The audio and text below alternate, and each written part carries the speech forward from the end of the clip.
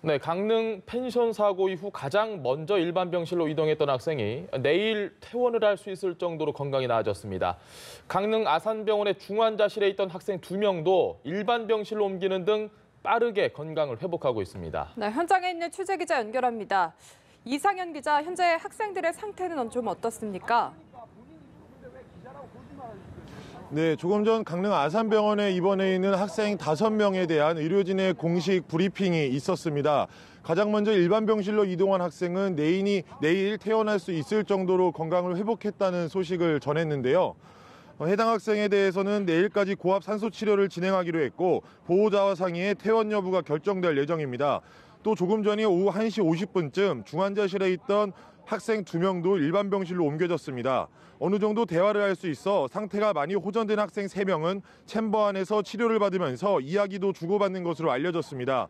하지만 사고 당시 일산화탄소에 노출된 정도의 조금씩 차이가 있어 퇴원 시기도 개인차가 있을 것으로 의료진은 내다봤습니다. 아직까지 중환자실에 있는 2명의 학생들도 자가호흡을 하며 움직임이 있고 그중 1명은 눈을 깜빡거릴 정도로 상태가 호전됐습니다.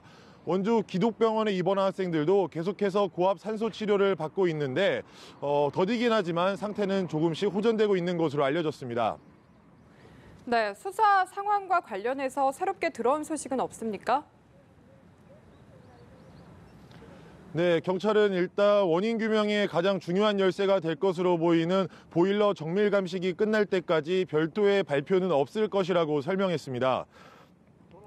2주 뒤 보일러 감식이 마무리되면 그때 1차 감식 결과와 대조해 사고 원인을 발표할 예정입니다. 이때 사고 원인과 책임 소재가 가려지면 관계자들을 피의자 신분으로 조사하고 그렇지 못할 경우에는 현장에 대한 3차 합동 감식이 진행될 수도 있습니다. 현재 펜션 주인을 참고인 신분으로 조사를 하고 있는데 정밀 감식 결과에 따라 피의자 신분으로 바뀔 수도 있습니다. 경찰은 이와 별도로 인터넷 커뮤니티상에서 피해 학생과 유가족 등을 조롱한 게시물에 대해서는 내사를 벌이고 있습니다. 지금까지 강릉 아산병원에서 연합뉴스TV 이상현입니다.